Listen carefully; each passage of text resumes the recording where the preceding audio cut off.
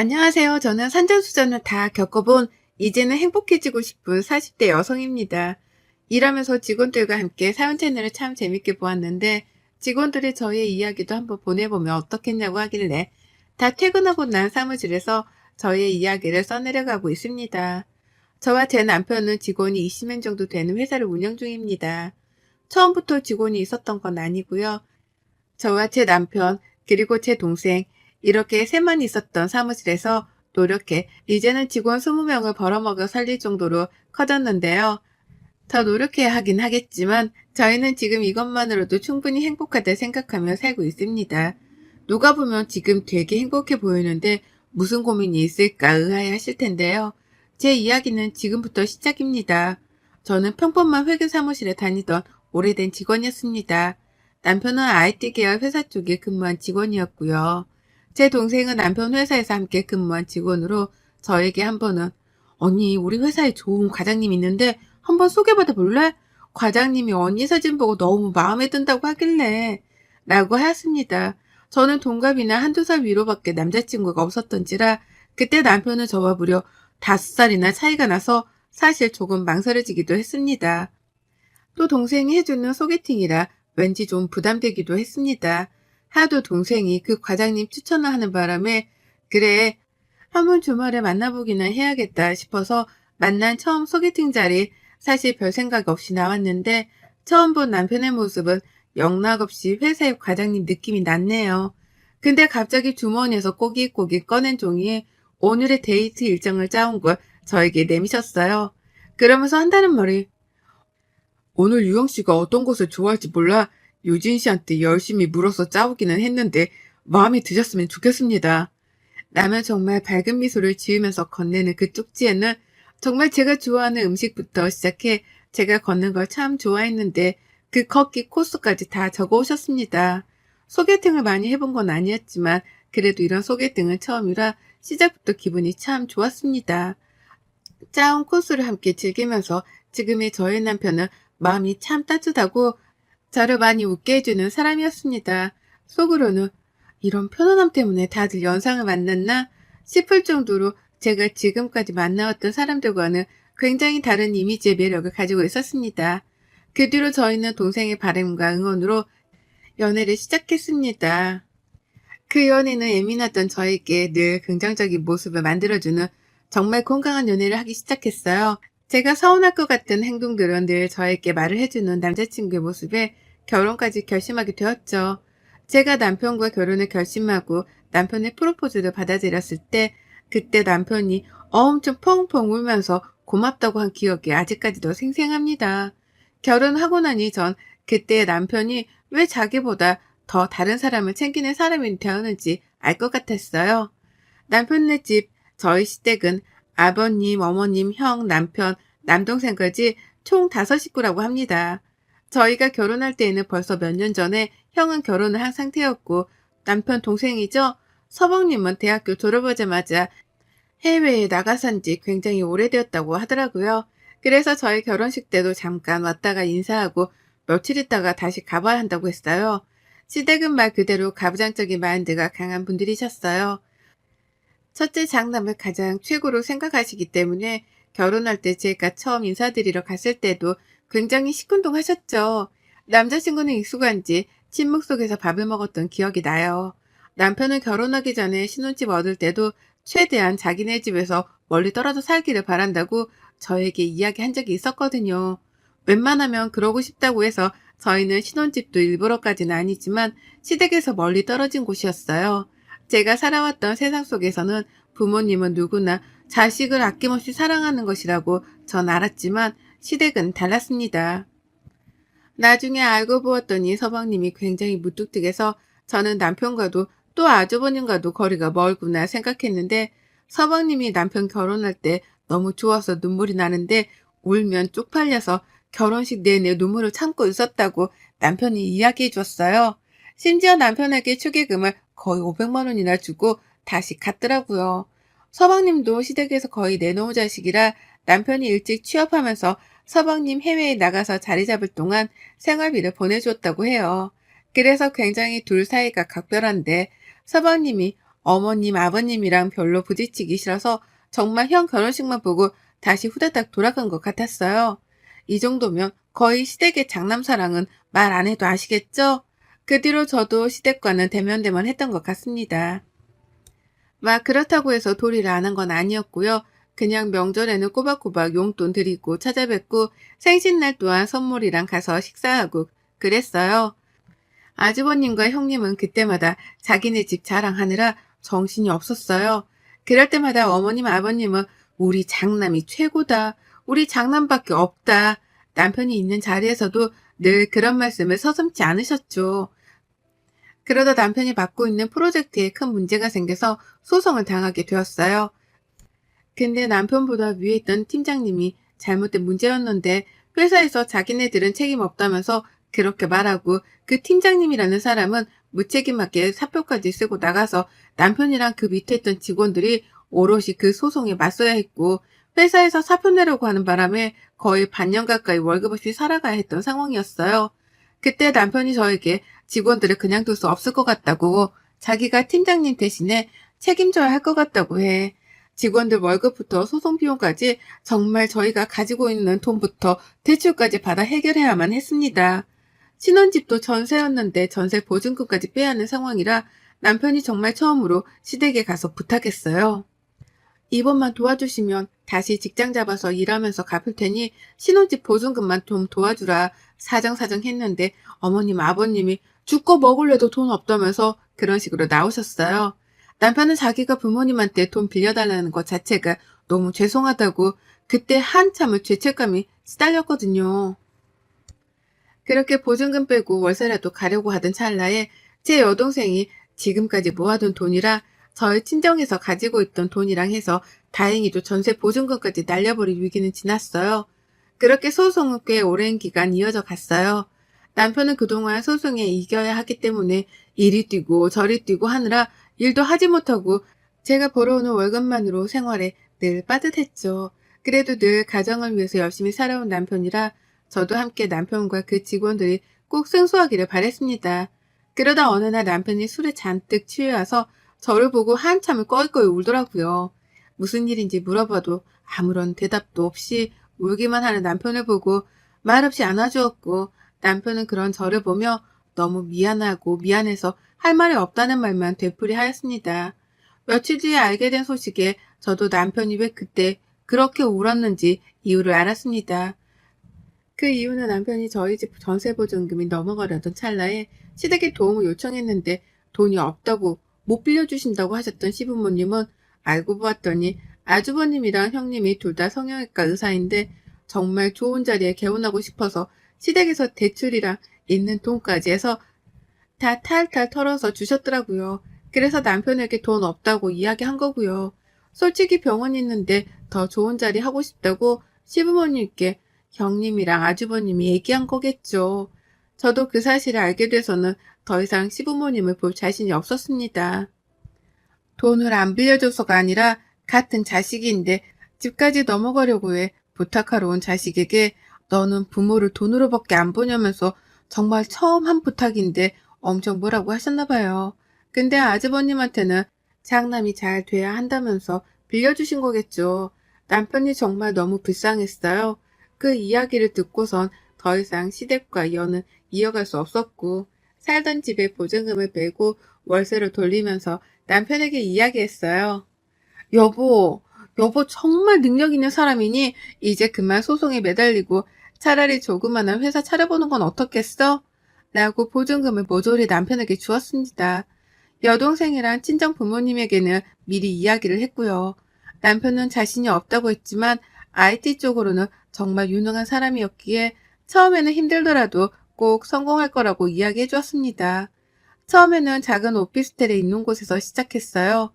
정말 감사하게도 여동생이 남편 밑으로 와서 함께 일하고 싶다고 했고 저도 다니던 회사를 그만두고 셋이 그렇게 조그마한 IT 쪽 회사를 차렸습니다. 남편이 하던 일은 앱 개발 쪽과 마케팅 쪽으로 분야를 잡아 시작했고 저는 회계를 오래 해서 그쪽으로 셋이 처음부터 시작했어요. 처음 몇 달은 처음 시작하는 회사라 아예 돈을 못 벌었던 적도 있고요.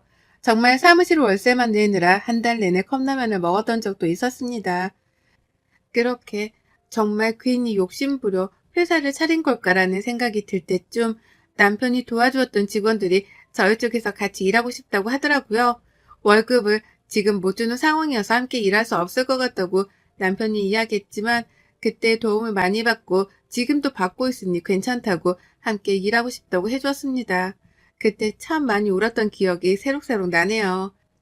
그렇게 저희는 3명에서 6명으로 늘었고 그러다 오랫동안 싸워서 소송에서 이겨서 돈도 다 받을 수 있어 이제야 좀 어려웠던 인생이 풀리는 것만 같았죠.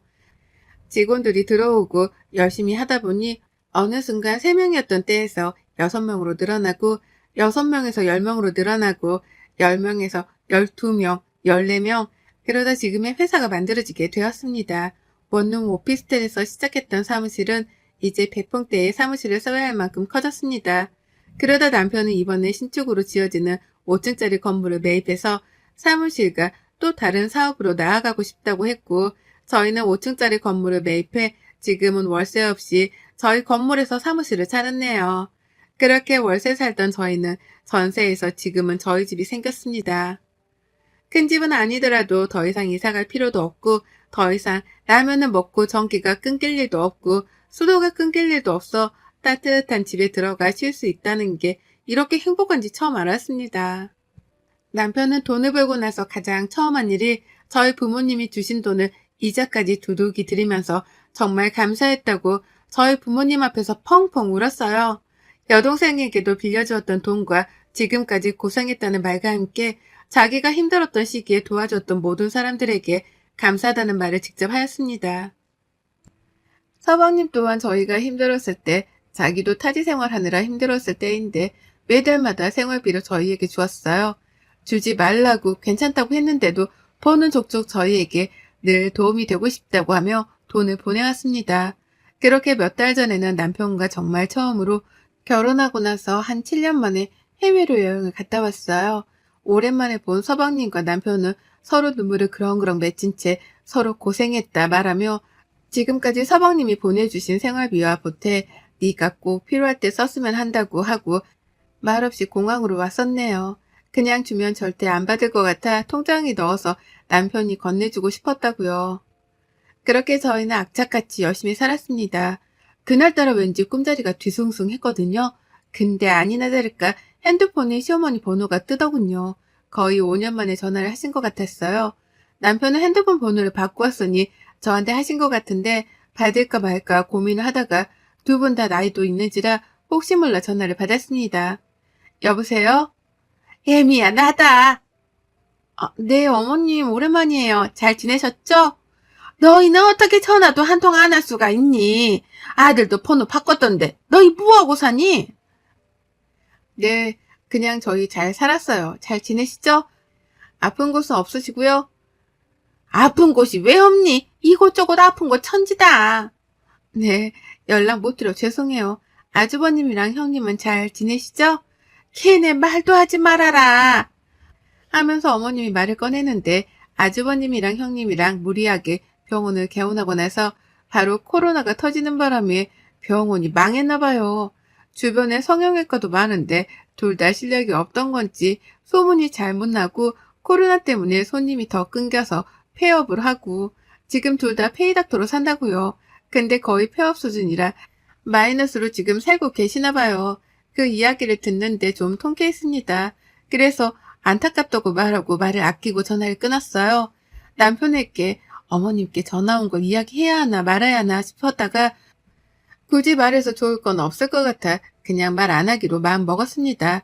며칠 뒤 저희 사무실로 주소도 알려주지 않았는데 아주버님이 찾아온 거예요. 남편은 거래처에 가느라 자리를 비워 제가 대신 나갔습니다. 재수씨, 아니 이렇게 잘 살면서 어떻게 싹 입 닫고 사셨어요? 무슨 말씀이세요, 아주버님. 저희 정말 힘들게 살았고 이제 좀 잘 풀려서 지내는 것뿐이에요. 어떻게 알고 찾아오셨어요? 아니 그 새끼가 전화번호도 바꾸고 그러니 제가 찾아와 보니 여기 회사 차렸다고 그래서 왔더니 회사가 뭐 으리으리하네요. 나랑 와이프 지금 오피스텔 원룸 살아요, 재수씨. 네, 어머님께 들었어요. 근데 오신 용건이 있으신 거예요? 가족끼리 용건이 어딨어요. 그냥 온 거지 뭐. 근데 재수씨 얼굴 진짜 폈네요. 지금 업무 시간이고 그이는 거래처 가서 오늘 늦게 들어올 예정이라 번호 남겨주시면 그이 보고 전화 드리라고 할게요. 라고 하고 돌려보냈습니다. 남편에게 시어머니랑 형이 찾아온 이야기까지 하니 인상이 찌푸려지면서 다시 오면 그냥 돌려보내라고 하더라고요. 그러고 나서 며칠 뒤에 시어머니가 또 사무실로 찾아온 거예요. 너희가 이렇게 성공할 줄 몰랐다. 도대체 이게 몇 평이냐? 직원들은 몇 명이고. 말씀하시는데 뒤에 붙은 말이 저는 참 마음이 아팠습니다.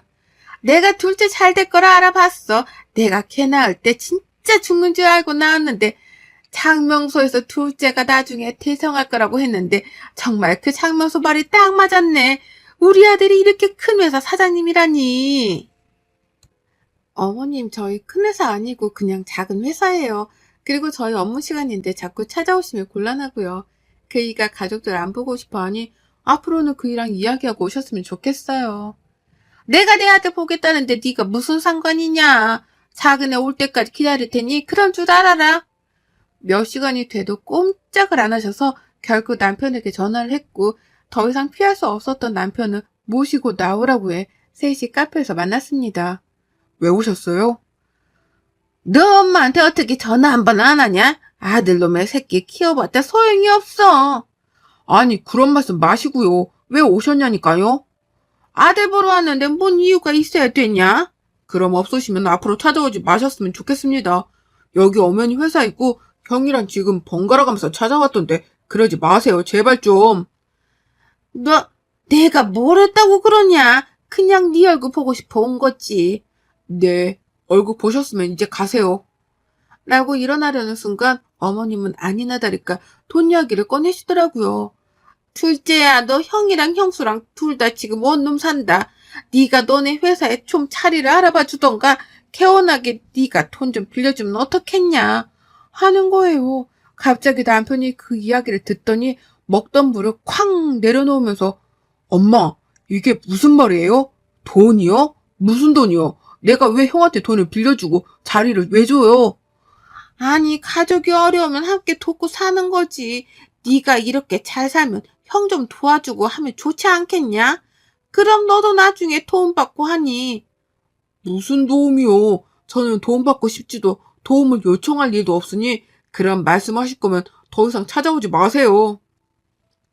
저 회사에 다 투자하느라 돈 씨알도 없으니까요. 먼저 일어납니다. 하고 남편은 나가버리고 저도 인사를 꾹꾹 하고 나왔어요. 오랜만에 만난 아들 앞에서 또 자기 첫째 아들 돈 빌려달라고 하는 어머님을 보니 그동안 잊고 살았던 감정들이 떠올랐습니다. 남편도 그렇게 말했으니 더 이상 찾아오지 않겠다 싶었는데 갑자기 부동산에서 전화가 오는 거예요. 사모님, 지금 4층에 자리 보러 오신다는데 보여드릴까요? 아, 네네. 제가 지금 외근에 나와 있어서 보여주세요. 하고 전화를 끊었습니다. 그렇게 이야기를 하고 저녁을 먹고 있는데 부동산에서 거기가 마음에 든다고 내일 다시 한번 뵙자고 하시는데 괜찮냐고요. 그래서 괜찮다고 내일 약속을 잡고 해당 부동산으로 가는데 저는 거기에 앉아있는 분들을 보고 경악을 금치 못했습니다. 바로 그분들은 시어머니와 아주버님, 형님 셋이 나란히 앉아있는 거예요. 그래서 제가 너무 놀라 무슨 일이냐고 물어보니 갑자기 셋 다 웃으면서 여기 니네 건물이라면서 니네 정말 성공했구나. 우리가 여기에 개원하면 어떻겠냐고 하는데 정말 소름이 쫙 끼쳤습니다. 그래서 처음에는 마음을 가다듬고 근데 저희 4층 평수가 커서 꽤 비싼데 괜찮으세요? 월세 내시기? 근데 갑자기 아주버님이랑 시어머니가 동시에 무슨 월세? 당연히 가족인데 공짜로 줘야지. 일할 때 가족 좋다는 게 뭐냐? 얘네가 개원하면 건물 가치도 쫙 올라가고 좋지 않겠냐? 하는데 소름이 쫙 끼쳤습니다. 제가 결정한 문제가 아니라서요. 그 이한테 전화할게요. 라고 하고 밖으로 나가 남편에게 지금 이야기를 다 했습니다. 지금 바로 들어온다고 하고 남편을 기다리는데 어디서 야구방망이를 가지고 왔는지 오자마자 야구방망이를 휘두르며 당장 나가라고 고함을 질렀습니다. 당장 나가 이 악마들아. 어디서 남의 건물에 공짜로 계약을 하겠다고 난리야? 뭐 가족 좋아하시네. 내가 나쁜 일 당해서 집 전세 보증금 넘어갈 뻔한 거 울며 불며 돈 좀 빌려달라고 말했을 때 저보고 나가서 죽으라고 하신 분이 바로 나를 낳아주신 사람이야. 그리고 뭐 형? 형이 들어오면 건물 가치가 올라가? 그럼 왜 망했어?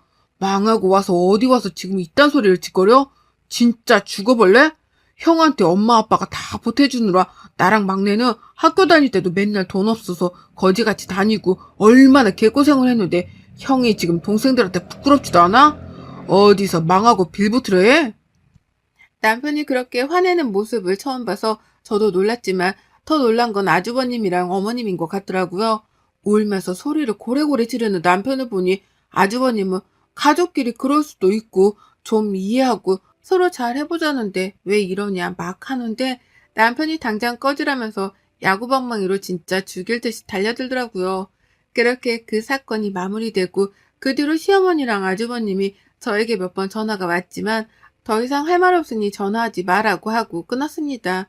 정말 이 사건을 계기로 시댁과 이혼을 아예 끊었습니다. 저도 전화번호도 바꿨고요. 시어머니가 울면서 남편에게 그동안 미안했다고 하셨는데 남편은 자기도 가족 없다고 생각하며 살 테니 자기를 죽은 아들이라고 생각하고 지내셔라. 돌아가시면 장례식에 부조금 많이 낼 테니 걱정하지 마셔라. 그 부조금 어차피 다 형 줄 거니까 걱정하지 마셔라 하고 끊었다고요. 남편은 한 며칠은 멍해 보였는데 금방 털고 일어나더라고요. 다시 저희는 행복하게 열심히 살고 있습니다. 부모라면 자식을 꼭 생각해야 하는 게 마땅하다고 생각하진 않지만 저희 시댁은 늘 장난밖에 없으니 저는 당연한 결과라고 생각이 되네요. 이렇게 긴 글을 읽어주신 모든 분들께 감사합니다. 가정에 늘 평안이 있기를 기도드리며 날씨가 많이 추워졌는데 감기 조심하세요. 여러분의 생각은 댓글로 남겨주세요. 오늘도 시청해 주셔서 정말 감사합니다.